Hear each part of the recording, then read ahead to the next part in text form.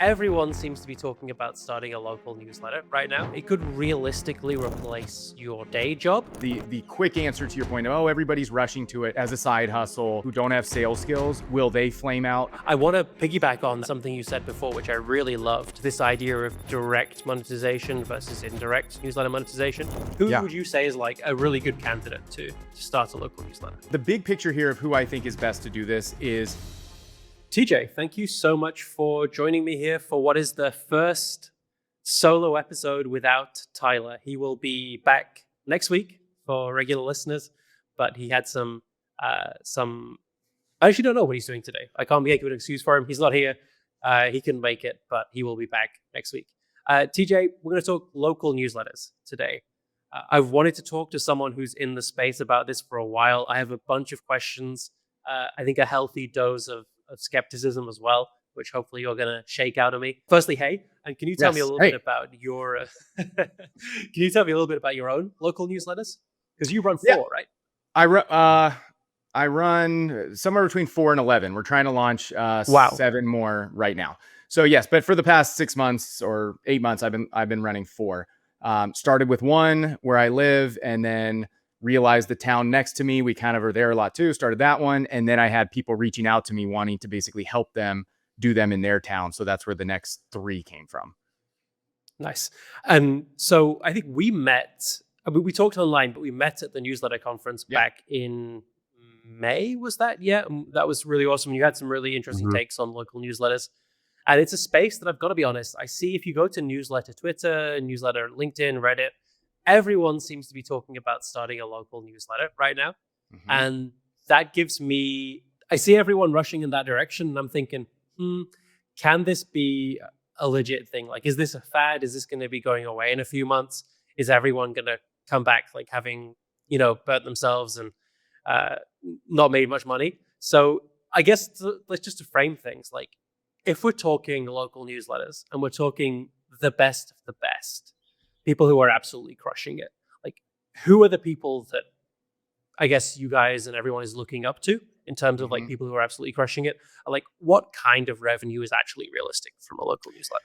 So, man, that's a really complicated question because, as usual, some of what you're saying is completely true, and I totally agree. But then there's other angles to it, right? So I think it's just much less straightforward than it sounds. Yes, there are people crushing it. I mean, I can list off people's names. I mean, some of the people are bigger on Twitter. Michael Kaufman's in Catskill. He does physical products.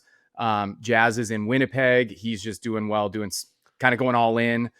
There's a bunch of people I know making low 6 figures. I know a couple people making multiple 6 figures, even in smaller towns. So it is totally possible. But the quick answer to your point of, oh, everybody's rushing to it. All these solopreneurs going to do it, 2 hours a week as a side hustle who don't have sales skills. Will they flame out? Yes, they will. Got it. Okay.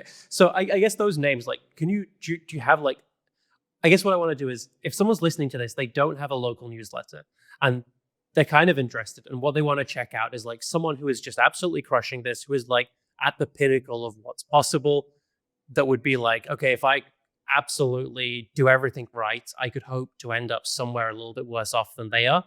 Who are like 1 or 2 names of like the newsletters that you throw out where you'd say, yeah, go and look at these guys, see what they're doing. You can throw yourself in there as well if you want.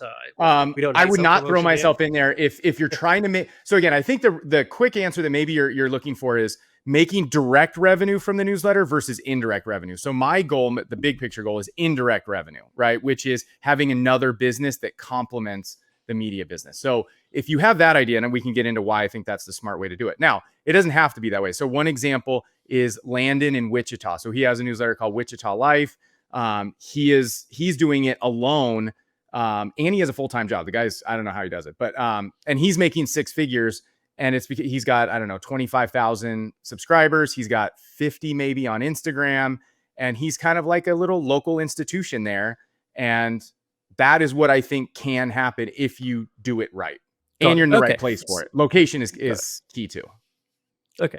So what we're talking about here is like something that could realistically replace your day job. It's probably Well, if you're doing one local newsletter, it sounds like this isn't a generational wealth thing. No, This isn't swing for the fences and no. bake it into the high 7, low 8 figures in revenue. Is that I fair mean, assessment? in general, yes, 100%. This is Okay. not, yeah, if you want to take big swings, this is not it. Well, I don't want to get into what you told me personally, but Ryan is also another great one. He's kind of the guy who started, Ryan Sneddon from Naptown Scoop. You probably know him. He's the one who kind of started this a few years ago, talking about it a lot publicly. And he is making, multiple six figures in a town of 40,000. Now, it's a very upscale town, which is a big reason he's able to make that much money, because real estate and some of the other things. But again, it is possible, but all the people doing it really well truly focus on it. This is not a half-ass side hustle. That's where I think people are going to get it wrong. Got it. Okay, well, that leads me on to my next question, which was going to be about like who would be a good fit to start a local newsletter and why. And I want to piggyback on that quickly on something you said before, which I really loved, which is this idea of direct monetization versus indirect newsletter monetization. And I'm really interested to hear your take on that on local newsletters, because we talk on the podcast all the time about how there was a time in a way that you could do a really good job of monetizing a newsletter directly, and that was 2016 to about 2020. And nowadays, if you want to make a lot of money from a newsletter and you want to turn it into a business, it's incredibly short-sighted, just in general, to go with a newsletter or to go with newsletter monetization that is all direct, because if you have an audience's attention, trust, interest, 90+% of the ways that you would be able to provide value for them, and they will give you cash in exchange, it's not going to be through paying for the newsletter or ads or anything like that in the newsletter. It's going to be what you can give them on top or outside or extra to the newsletter, right? With the newsletter as a vehicle for connection, but not necessarily for not necessarily what they're actually paying for. So let's jump into that real quick.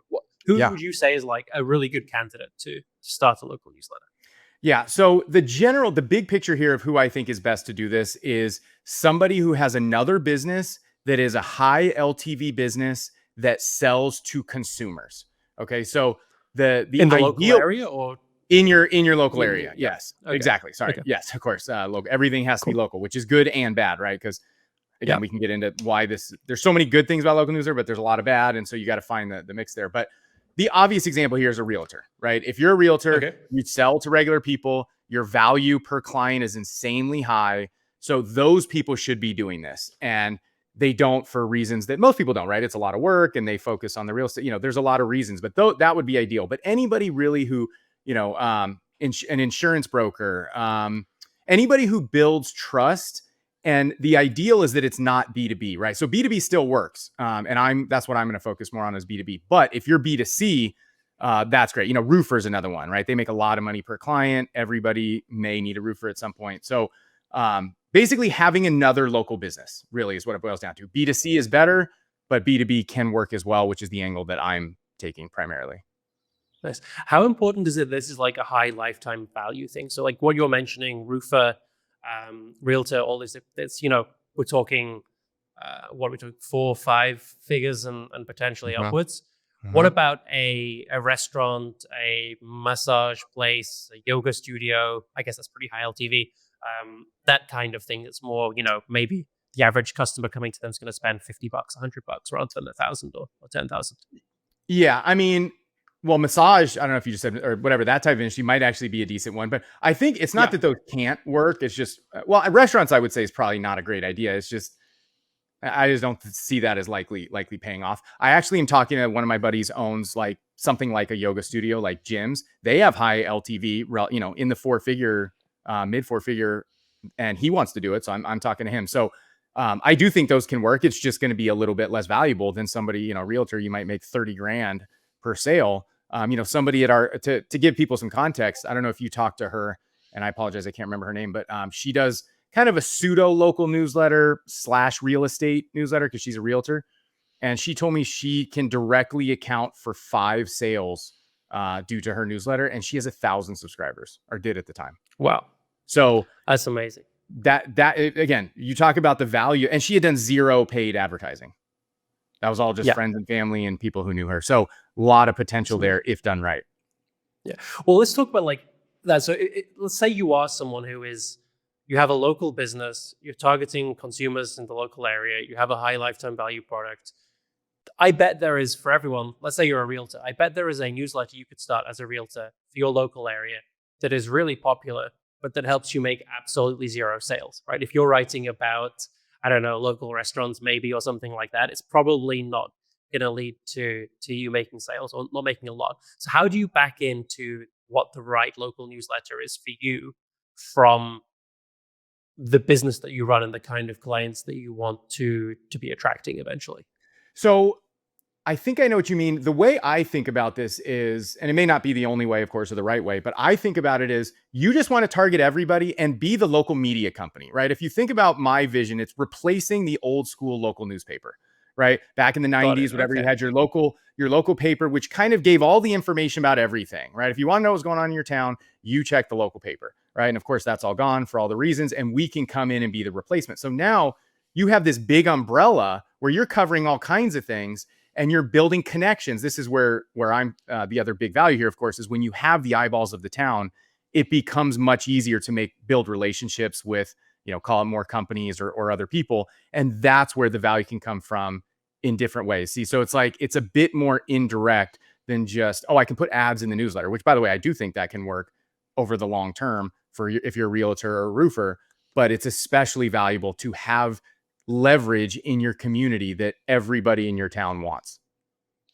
Got it. Okay. So you're going really broad with those local newsletters then. You're essentially doing like a full-on, almost like local newspaper replacement with the newsletter. It's news, it's maybe what's on. It's not, for example, I was imagining when you talked about realtors that you would say, okay, well, I'm going to be spotlighting really interesting houses that just came up for sale, or I'm going to be spotlighting, I don't know, like giving like highlights of like different areas or like districts and stuff in the location of like what it's like to live there and stuff like that. So But you're going real broad. exactly. Literally, Okay. exactly. Yes, it's go broad. Again, you can do that, and that's kind of what this girl is being successful is doing. The problem with that, from my perspective, is again, how many people are interested in that, right? In your town, if you say, who's really interested to learn the details of real estate in Leander, where I live? Like, I'm not that interested in it. I wouldn't even subscribe. So if you say, hey, it's just everything about the town, now everybody who lives there is interested. And then you have the big umbrella that you can kind of do different things underneath. Because then you could build a real estate newsletter under that brand, right? Or what we do is we have a real estate section in that brand, just like a local paper would do, right? So you want to capture, again, you're already, the problem with the local side, of course, is you're limited by the number of eyeballs. There's 180,000 people where I cover.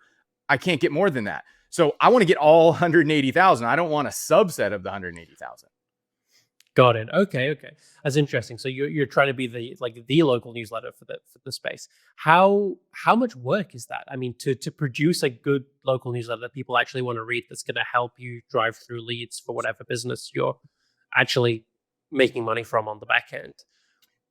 I mean, you do this now, right? Like what's like the weekly workload to put something together that's good? So we put a lot more time and effort into it. I have a team which my wife leads and writes it and stuff. So I'm probably not the best person because we kind of are really probably do more than is necessary. I think what most people would probably say to have a good newsletter every week is probably 4 to 5 hours. And that's once it's all up and running. There's a lot of startup time and effort to get Beehive right or whatever system, all that. Then there's of course the cost, right? Because we get our subscribers via Meta, and so you have to put money in. So again, the coming back to your main question of who should do this, only somebody who's willing to put a lot of effort and money in up front, knowing the payoff will not come for probably 12 months, if not longer. And that's where you cut out most people who can be successful here. Or so many people just can't do that between time or money or patience can't do that. Right. But I would say, so here to your answer, 5 hours, let's account for that. But that's only to do the newsletter. And again, my vision here is you're a local media company, not a local newsletter company. And so I just interviewed another person people should look into is Jacob Espinoza. I interviewed him yesterday. He is crushing it on Instagram. So he's doing local content on Instagram along with his newsletter. Right. I have a full media website that kind of looks like a better version of your local paper's website. That takes a lot of time. Right. So all of these legs of the stool, local podcast, we're kind of doing that. My partner's about to do one, go all in on it. All these things take a lot of time. So just because the newsletter it's not only 5 hours, you're just a newsletter alone, I don't think is enough. Got it. And how much, let's say if you want to do a good job of this, and that's what I'm really interested in, is like not the bare minimum, and then I'm scraping by with a couple of $100s a month in, from some ad network or whatever it is, right? Like if I'm actually trying to turn this into a real like business, the local newsletter for my area, like I guess what are the startup costs? Like realistically, how much money should I be thinking about needing? And what is the time that I'm gonna have to put into this to do it well, like you guys are doing? Yeah. I would say, well, money, let's say to really, the way when I talk to a lot of people and how I think about it myself is say the 0 to 1 to call it where you're at like what I would consider like at scale is let's say 10,000 subscribers. Now that may be different depending where you live. If your town has 40,000, whatever, but call it Mm-hmm. 7 to 10,000 subscribers. Let's say we have been able to get leads on Meta as low as 13 cents. Usually the first couple thousand we can get for 20 to 30 cents. And then it goes up, so call it just 50 to make numbers easy, 10,000. So $5,000 in Meta, although it should be a little bit less than that. Beehive, that's going to cost you 150, whatever. I mean, if you're willing to do this all yourself, and then I would say, at least 10 hours a week, at least. So it's a heavy upfront. So you got to have your plan for how you're going to monetize it. Anybody just kind of casually going in, I'll throw $2,000 at it and I'll spend the next 2 months to see what happens. Don't do that. You'll flame out. Got it. Where are you going for content? That's the thing that always interests me with local newsletters is like, I guess I know like my local area, but like how much work is it to like find out what's going on and to do enough to make it actually interesting and valuable for people, I guess, right? Yeah. It can't, this can vary a lot depending on where you are. The bigger the city, the more other sources there are that you can pull from. The smaller, the less there's going to be. So it is just a lot of Googling, searching, trying to find information. Facebook groups or anything Facebook is obviously a big one. Instagram a little bit. One of the key answers to that question, though, and that we're working on as hard as we can, is create your own content, right? You don't want to be relying on we want to cover the big news when it happens. But the other key thing that most of us think about is we don't do politics. We don't do crime. This is positive only information, unlike a local paper in the 90s. And so that can knock off a lot of the news, right? If it's crime or politics or whatever. So it's finding the positive stories, which can be a little difficult, but it's usually for us, it's not too bad. 200,000 population, you shouldn't have much trouble there, but creating your own. And then the other key is so much of what we do is events, number one, which again, tons of searching. That's one of the hardest parts. And then it's covering businesses and restaurants. I mean, that's not like a new thing. That's just when you decide like, this week, let's write about this restaurant. They've been open for 4 years. Like it's not relevant the time. It's just, so half of our newsletter, let's say not the news and not the events, everything else is not time-based. So we just create it when we want. It's still valuable and interesting for people. Nice. And are you crowdsourcing any of this? Like if you have, 10, I think you said 16,000-ish subscribers right now. Actually, I'm over 30. But 30,000. Okay, the website's outdated. We need a. I know. I just told my guy a minute ago. That's 30. That includes my partner's newsletters too. My personal ones that I own 100%. It's closer to 20. But we actually just started, to your point, this coming back to the build your own news. We just recently started like a community voices section, right? We're trying to get the community involved to create content for us. Hey, who do you want to shout out in the community? What's a story that you care about? Leverage the audience. They want to be involved and get in front of all these people. We're also thinking about hopefully going to launch soon, like a pet section. Everybody's obsessed with pets.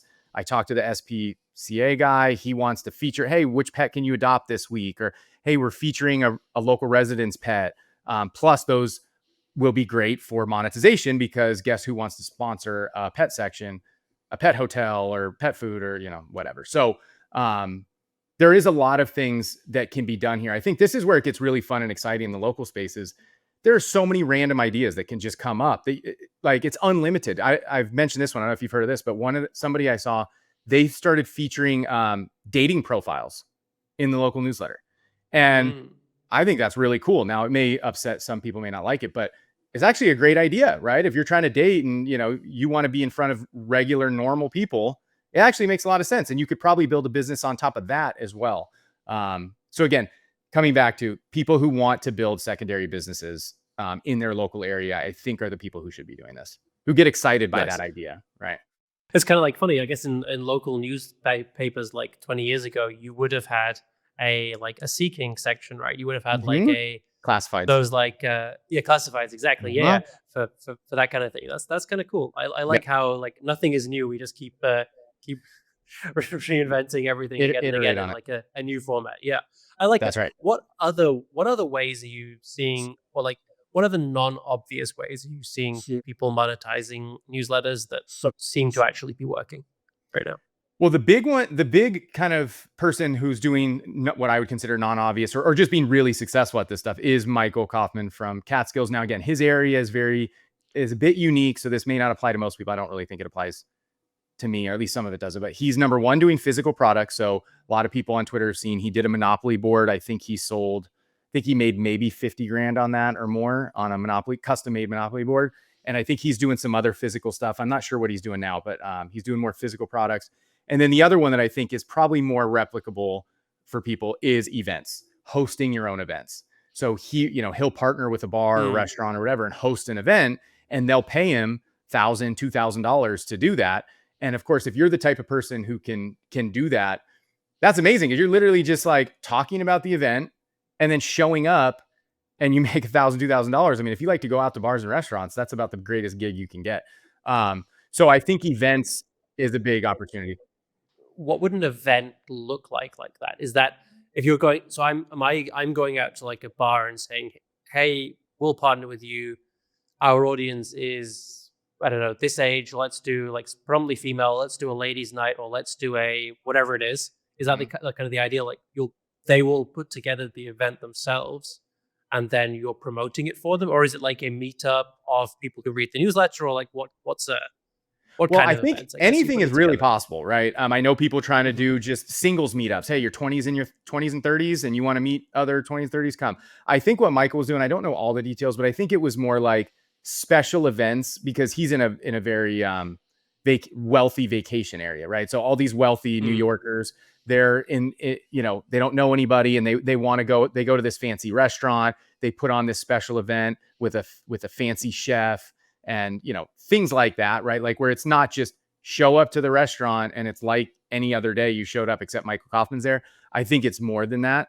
Again, I don't know all the details, but I know he's done it a lot of times. And I know he even mentioned that he did one when he had like 1,500 subscribers and it worked really well. So again, if done right and you're in the right location, you don't have to have a huge audience for this kind of stuff to be successful. Nice. I mean, I guess you could even do like speed dating and stuff like that, Yeah, right? You could that's have one those of the like ideas. meetups. Yeah. Nice. Yep. Yeah. Yep. You And can somebody even on Twitter mentioned to me when I brought up this dating profile that I thought was really interesting. He said he posts in his event section speed dating, and they get a lot of clicks, which I had never even thought of. And to your point, it's working, right? Another thing to think of too on the event side, my wife just reminded me that we need to start selling the spot. We post one featured event at the top of each newsletter, and then we have a whole list at the bottom. So we'll just put all those in for free. Well, we do all free now, but the one that's the featured at the top gets a ton of clicks.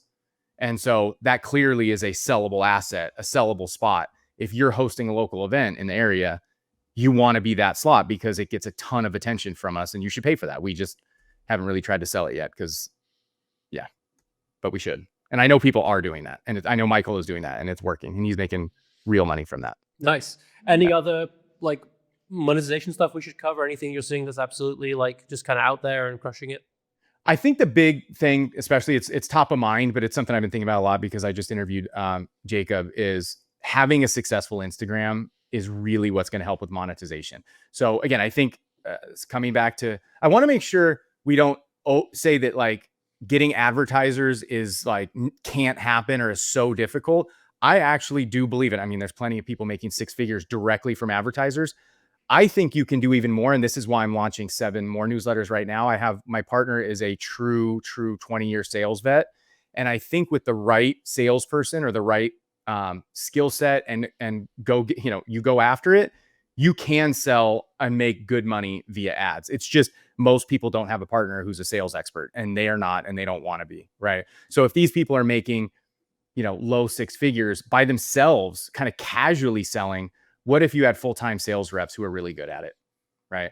And Got it. so Yeah. that's something I'm working on so I can report back later. But to get back to the point, Instagram is key because businesses love to see successful Instagrams. And so the people I know doing Instagram well say that makes it super easy, relatively speaking, to sell ads. So that's why you just don't want to be a newsletter only. Got it. Who's someone that's doing doing Instagram well with a local media company? Like who should they go look at? Yeah, Jacob Espinoza. He just recently started talking a lot about it on Twitter. So definitely follow him. He's in Salem, Oregon. Landon's in Wichita. The guy we talked about, he's Wichita Life. Follow him. And then I've spoken with him once, but Cincinnati, that's called Cincy Scoop in Cincinnati. They have a great Instagram channel. Those would be 3 to check out. I think Jacob is just the most unique because some of what he's just doing green screens. He just sits in front of his computer and like does the typical TikTok style video, except he just talks about the, what's going on locally, and it crushes. So anybody can do that, right? Nice. Yeah. Sounds awesome. What about growth? I guess Instagram or TikTok, potentially, if you're doing that content there and it's doing well, that's going to help with the growth as well. What else are you seeing? I mean, almost everybody is just, for the newsletter side, it's just Meta. I mean, that's it. Some people have been able to get a couple thousand, maybe organically, Reddit, Facebook groups, whatever, but it's almost exclusively Meta. And anybody who tries almost anything else, it just doesn't pay off as well. So getting good at Meta is so key. And, while Meta's gotten a lot easier for people who maybe heard about what it used to be versus now, it's still difficult. I mean, I've helped 2 friends in the last month who literally gave up on their newsletter. Like, I mean, at least growing it. They just said, I can't do this. They were coming in at $3-4 a sign up. I mean, that's ridiculous. And then we just went in and made some tweaks for them and got them down. One of them got down to 16 cents from like $2. Wow. The other one was $4. We got it down to 40 cents. So making those tweaks can just have such a big impact. So if you're over 50 cents when you're just starting, you're probably doing something wrong, or you're in a hyper competitive spot, which you would probably know. So yeah, but yeah, everything's Meta. I mean, it's difficult to grow outside of that. Now, the hope is once you get to a big enough scale, more people in your community know you start doing all these channels and you can get some real organic growth. But I would say getting to at least 10,000, call it the scale. It's just put money into Meta ads. That's it. Nice. Okay. I love to keep things. Love to keep like the growth and the revenue side of things simple and just be interesting on the content. If your content is good, then you can do what everyone else is doing and keep it simple on the growth side and see some success, which is awesome. Before I let you go, I want to dig a little bit deeper into we talked about who would make a good local newsletter operator and the reasons why someone might start one. The other side of that is presumably you need to either live in a location which is suitable for a local newsletter, or you need to be able to partner up with someone who does live there, right? Is that, am I thinking about that the right way? In general, yes. I would say you're mostly correct. What I'm doing, by the way, is I am launching some in places I don't live, and neither is my partner. But our plan is to find that person who's going to be the face of the brand, within the first, call it 3 months. So really, you can grow pretty easily, quickly, without having to stress about this kind of stuff. But I would not think that you could be successful long term just running one somewhere that you don't live and having nobody there. I don't think that's a good strategy long term. No. Got it. Okay. And how do you know if your local area is like too big, too small? Is there a too big? If you know it's too small? Yeah. Oh yeah. No, I'll give you my framework on this question. And again, it's just mine. Doesn't mean it's right or wrong. And again, AI may make this simpler on the smaller side. I'm kind of hopefully counting on that, because that's another reason I think the space will grow, is it'll get more viable to do for smaller communities. But the way I would generally think about it is like probably 75,000 people is probably the lowest I'd go. Unless you have a unique situation, right? Like, again, you're the local insurance guy, you're a realtor. I mean, do it at any size, right? But if you're just a random entrepreneur hoping to figure something out, I probably wouldn't go smaller than 75-ish. And then on the high end, it's just the bigger you go, the more competition, the bigger the area. So the less people feel attached to it. Like, it's easier for me, like say Leander, Texas. It's like, you're used to seeing everything say Austin all the time, right? Which is like, I don't want to go to Austin. So when you see Leander, you feel like, ooh, this is my community. This is me. But if I just did one for Austin, Texas, first of all, there's already a bunch there. I don't think people feel as connected in that way because there's just so much going on, so big, so busy. So yeah, I would avoid generally the big cities, or you just got to niche down. So maybe you can, the way I said before, not to niche down. That's only true because I'm in a suburb. If I was doing Chicago, I think you probably could do blank for Chicago, parents of Chicago, or something like that. You could do that. So I would say 500,000 to 750,000 might be getting close to the top. Past 1 million, it's probably, you're getting into rougher territory, but there's a lot of positive there too, right? There may be some places with 1 million that just don't have much competition, in which case go for it.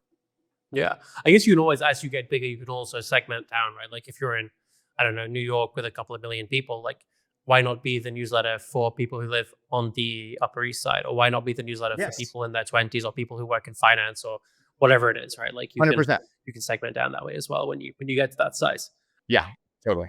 What I wanted to end on was kind of taking us back to the very beginning where we were talking about this being kind of like there's a lot of hype around local newsletters right now, a lot of people starting them. I think we both agree that, like with newsletters in general, a lot of them are going to fail and going to burn out pretty quickly when they realize it's not a get rich quick thing. It's going to take a while.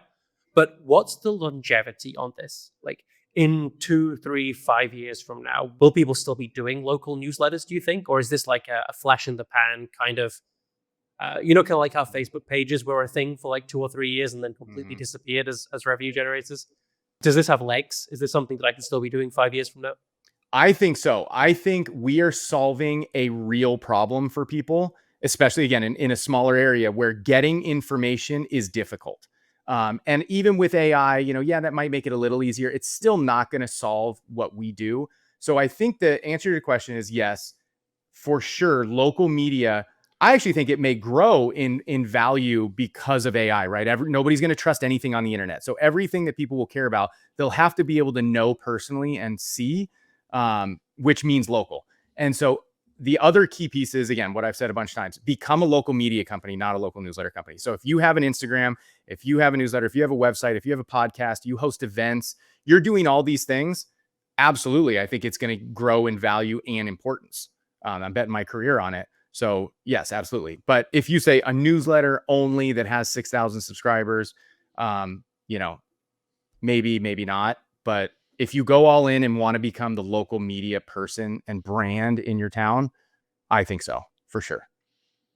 Nice. TJ, I would recommend anyone who's interested in local newsletters and like thinks this sounds kind of interested, wants to start one or wants to find out more.